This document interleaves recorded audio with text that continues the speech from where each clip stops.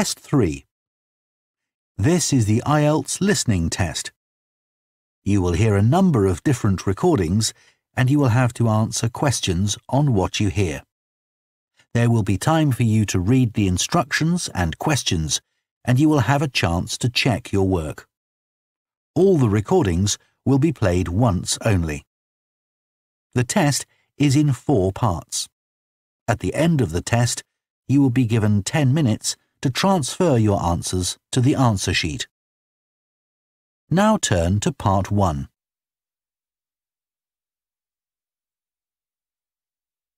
Part 1. You will hear a woman phoning to ask about a summer cycling camp for her young son who is called Charlie. First, you have some time to look at questions 1 to 5.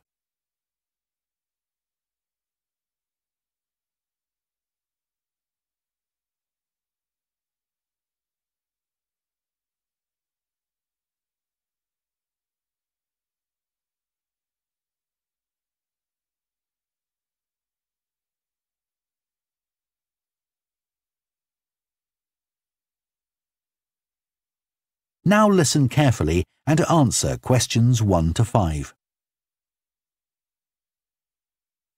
Hello, Junior Cycle Camp. Jake speaking. Hi, I'm calling for some information about the cycle camp. I'm thinking of sending my son. Great. Well, it's held every weekday morning over the summer vacation, and we focus on basic cycling skills and safety. We have 8 levels for children from 3 years upwards. How old's your son? Charlie? He's 7. He can ride a bike, but he needs a little more training before he's safe to go on the road. He'd probably be best in level 5. They start off practicing on the site here, and we aim to get them riding on the road. But first, they're taken to ride in the park, away from the traffic. Right. And can you tell me a bit about the instructors? Well, all our staff wear different colored shirts. So we have 3 supervisors, and they have red shirts. They support the instructors, and they also stand in for me if I'm not around.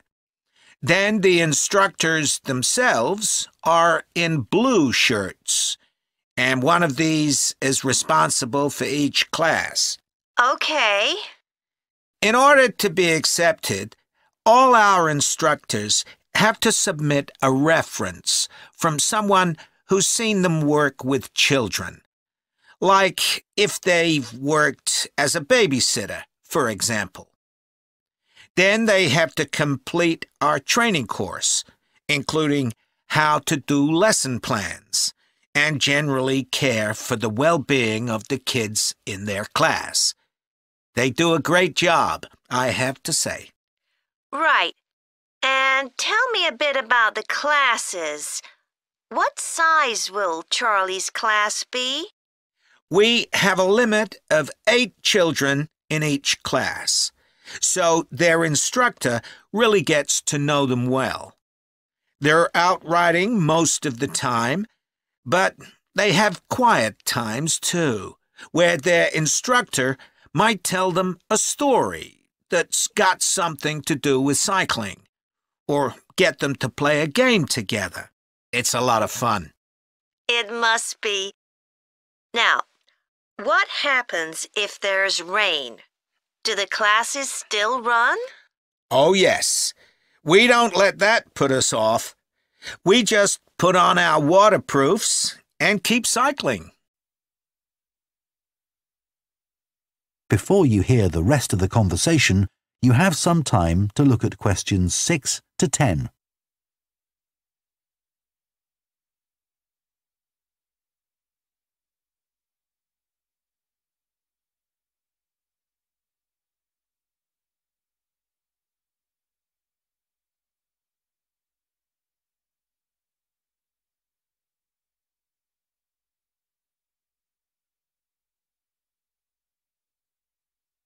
Now listen and answer questions 6 to 10. And is there anything special Charlie should bring along with him? Well, maybe some spare clothes, especially if the weather's not so good. And a snack for break time? How about a drink? No, we'll provide that. And make sure he has shoes, not sandals. Sure. And just at present, Charlie has to take medication every few hours, so I'll make sure he has that. Absolutely. Just give us details of when he has to take it, and we'll make sure he does. Thanks. Now, there are a few things you should know about day 1 of the camp. The classes normally start at 9:30 every morning, but on day 1, you should aim to get Charlie here by 9:20. The finishing time will be 12:30 as usual. We need the additional time because there are a few extra things to do. The most important is that we have a very careful check to make sure that every child's helmet fits properly. If it doesn't fit, we'll try to adjust it, or we'll find him another one. But he must wear it all the time he's on the bike. Of course. Then, after that, all the instructors will be waiting to meet their classes, and they'll meet up in the tent. You can't miss it, and each instructor will take their class away and get started. Okay, well, that all sounds good. Now, can you tell me how much the camp costs a week? $199. We've managed to keep the price more or less the same as last year. It was $190 then. But the places are filling up quite quickly. Right. Okay, well, I'd like to book for the... That is the end of part 1. You now have half a minute to check your answers to part 1.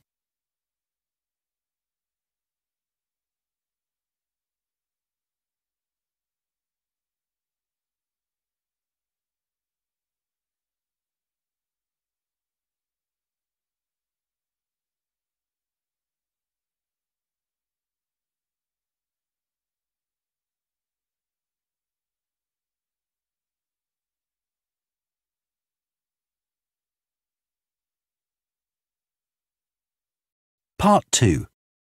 You will hear a recruitment officer called Megan Baker giving a talk at a jobs fair about opportunities for those interested in the food and agriculture sectors.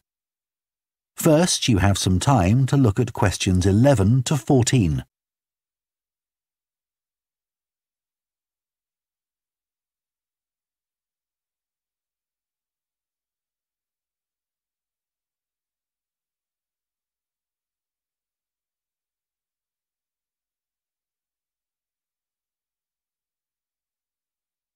Now listen carefully and answer questions 11 to 14. Hello everyone, my name's Megan Baker and I'm a recruitment consultant at AVT Recruitment Specialists. Now, our company specialises in positions that involve working in the agriculture and horticulture sectors, so that's fresh food production, garden and park maintenance and so on. And these sectors do provide some very special career opportunities. For a start, they often offer opportunities for those who don't want to be stuck with a 40-hour week, but need to juggle work with other responsibilities, such as childcare. And this is very important for many of our recruits. Some people like working in a rural setting, surrounded by plants and trees instead of buildings, although we can't guarantee that. But there are certainly health benefits, especially in jobs where you're not sitting all day looking at a screen, a big plus for many people.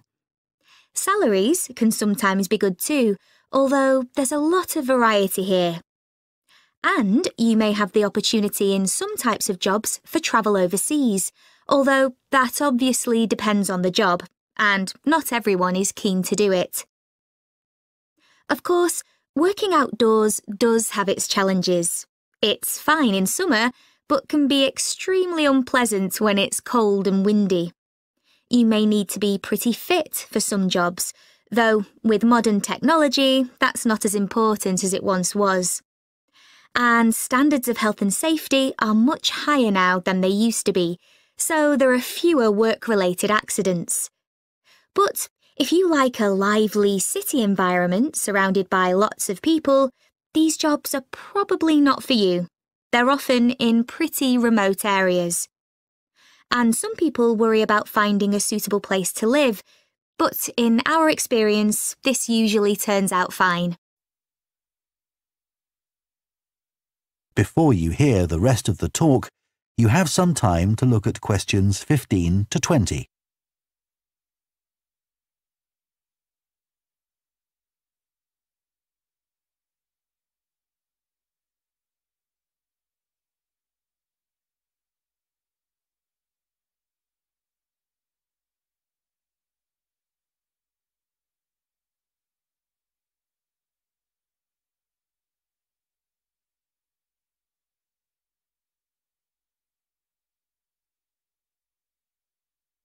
Now listen and answer questions 15 to 20.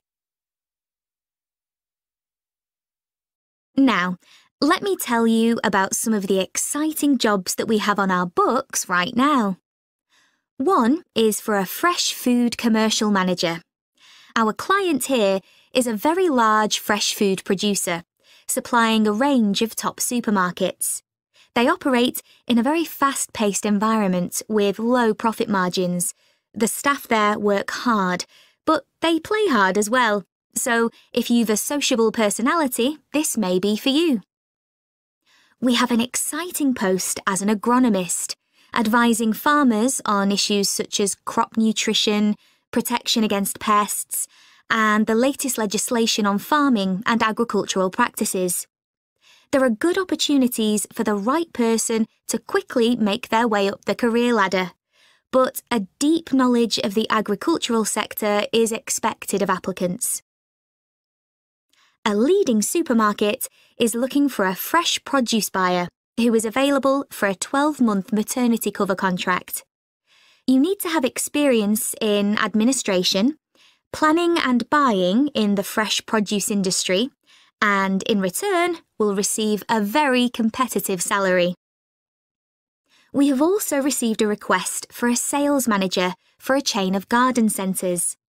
You will be visiting centres in the region to ensure their high levels of customer service are maintained. This post is only suitable for someone who is prepared to live in the region. There is also a vacancy for a tree technician to carry out tree cutting, forestry and conservation work. Candidates must have a clean driving licence and have training in safety procedures. A year's experience would be preferred, but the company might be prepared to consider someone who has just completed an appropriate training course. Finally, we have a position for a farm worker. This will involve a wide range of farm duties, including crop sowing and harvesting, machine maintenance, and animal care. Perks of the job include the possibility of renting a small cottage on the estate and the chance to earn a competitive salary. A driving licence and tractor driving experience are essential. That is the end of Part 2. You now have half a minute to check your answers to Part 2.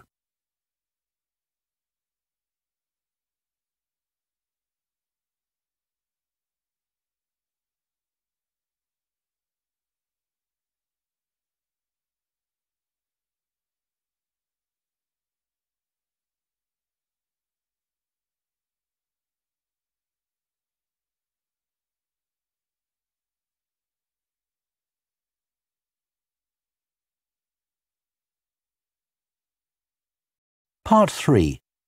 You will hear two food science students called Adam and Rosie starting to plan their presentation on diet and obesity. First, you have some time to look at questions 21 to 24.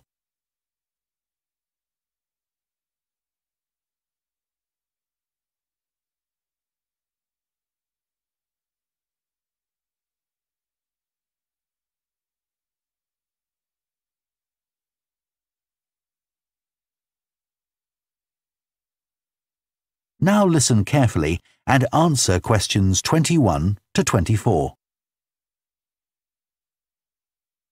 OK, Rosie, shall we try to get some ideas together for our presentation on diet and obesity? Sure. I can talk about the experiment I did to see if people can tell the difference between real sugar and artificial sweeteners. Where you gave people drinks with either sugar or artificial sweeteners, and they had to say which they thought it was? Yeah, it took me ages to decide exactly how I'd organise it, especially how I could make sure that people didn't know which drink I was giving them. It was hard to keep track of it all, especially as I had so many people doing it. I had to make sure I kept a proper record of what each person had had. So, could most people tell the difference? Yeah, I hadn't thought that they would be able to, but most people could. Then there's that experiment I did, measuring the fat content of nuts, to see if the nutritional information given on the packet was accurate. The one where you ground up the nuts and mixed them with a chemical to absorb the fat? Yes. My results were a bit problematic. The fat content for that type of nut seemed much lower than it said on the package. But I reckon the package information was right. I think I should probably have ground up the nuts more than I did. It's possible that the scales for weighing the fat weren't accurate enough too. I'd really like to try the experiment again sometime. Before you hear the rest of the discussion, you have some time to look at questions 25 to 30.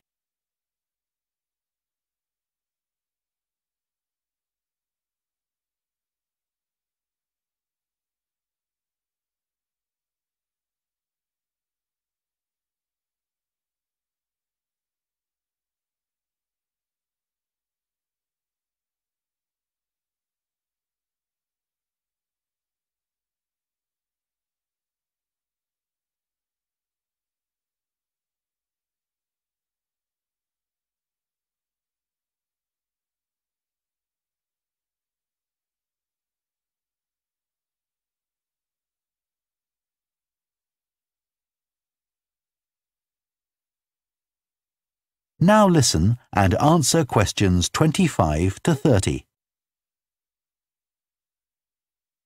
So, what can we say about helping people to lose weight?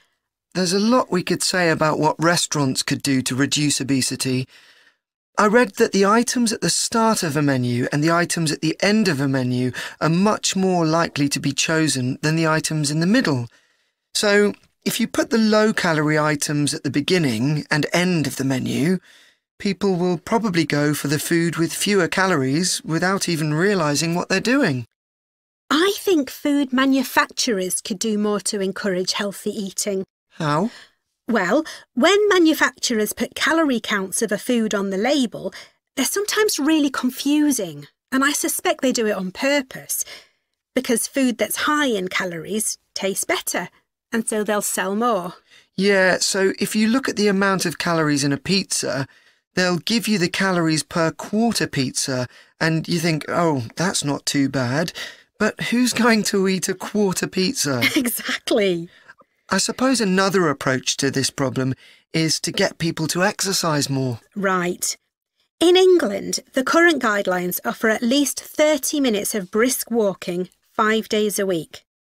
Now, when you ask them, about 40% of men and 30% of women say they do this. But when you objectively measure the amount of walking they do with motion sensors, you find that only 6% of men and 4% of women do the recommended amount of exercise. So you can see why obesity is growing. So how can people be encouraged to take more exercise? Well, For example, think of the location of stairs in a train station. If people reach the stairs before they reach the escalator when they're leaving the station, they're more likely to take the stairs. And if you increase the width of the stairs, you'll get more people using them at the same time. It's an unconscious process and influenced by minor modifications in their environment. Right.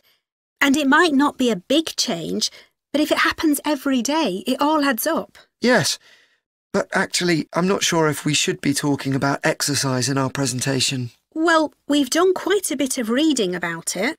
I know, but it's going to mean we have a very wide focus, and our tutor did say that we need to focus on causes and solutions in terms of nutrition.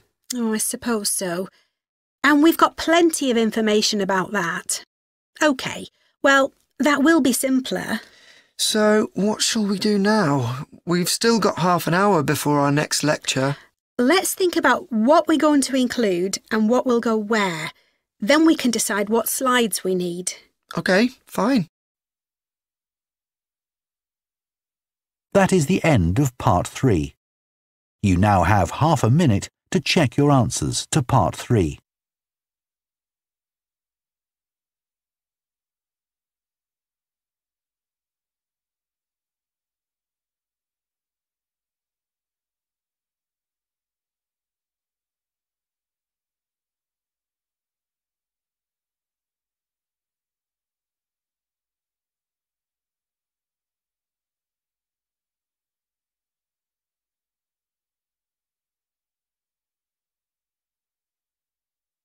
Part 4.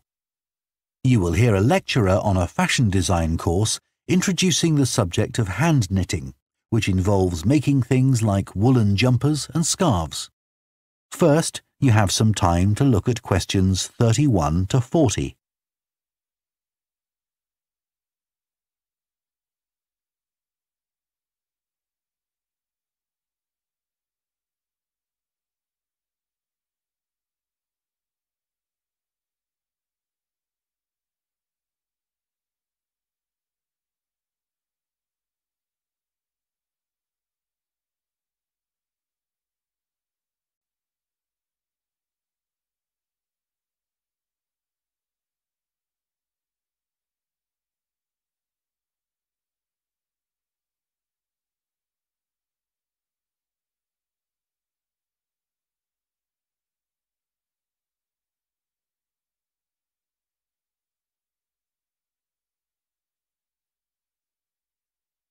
Now listen carefully and answer questions 31 to 40.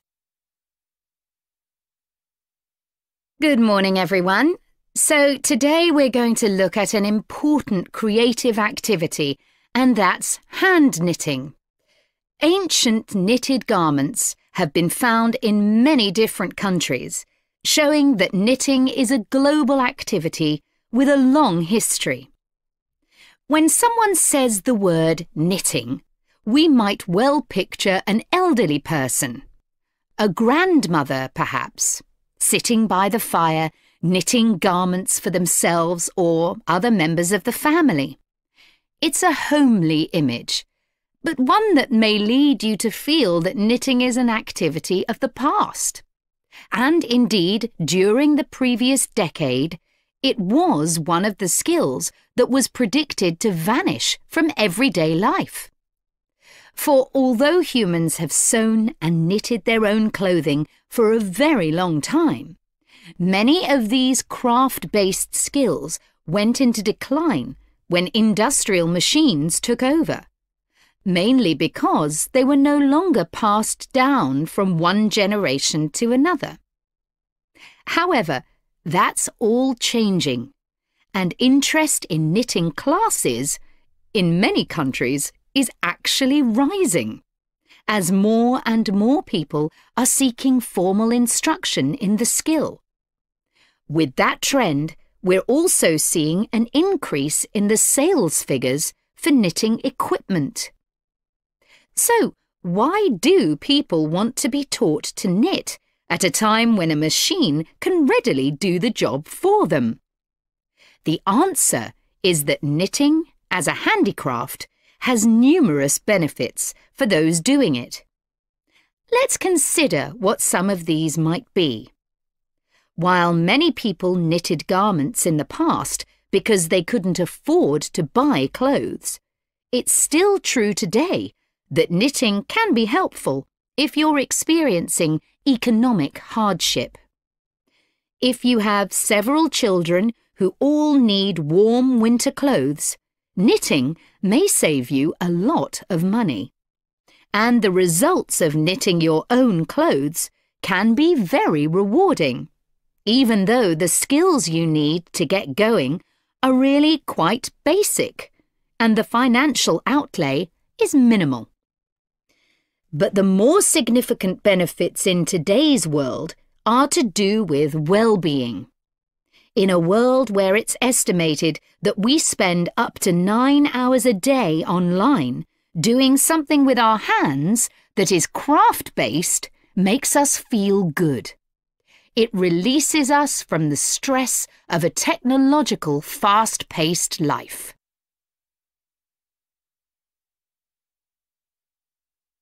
Now, let's look back a bit to early knitting activities.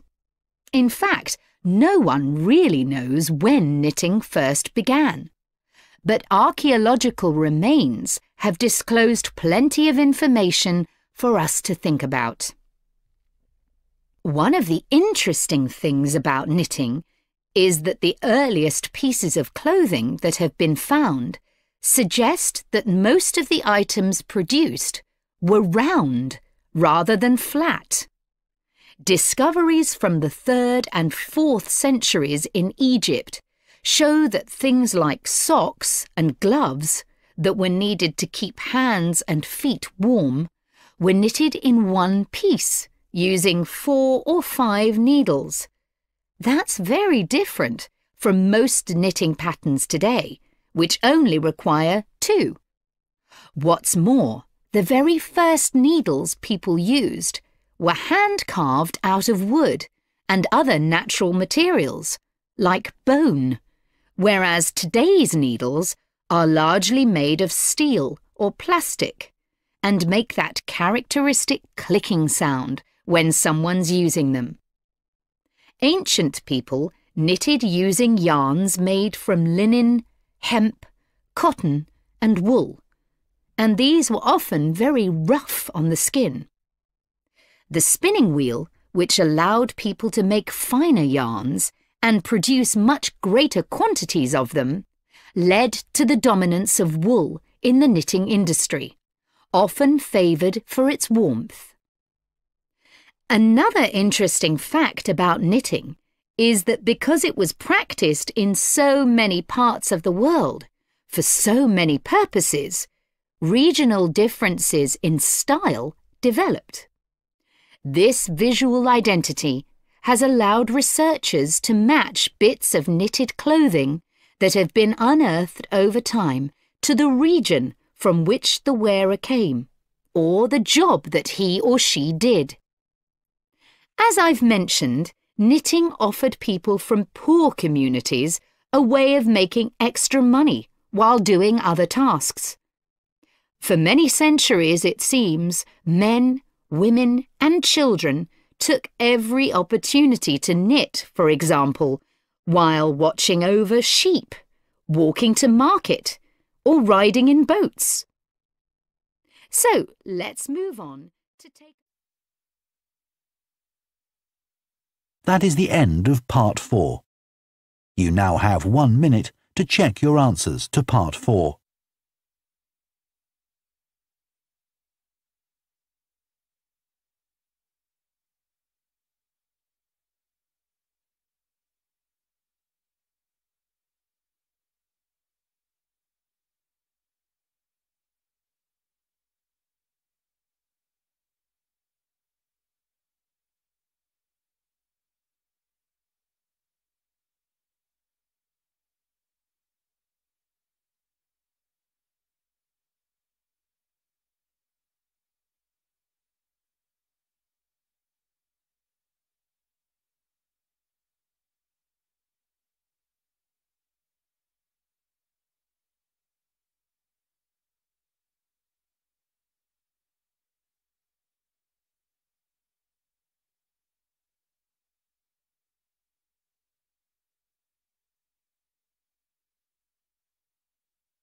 That is the end of the listening test.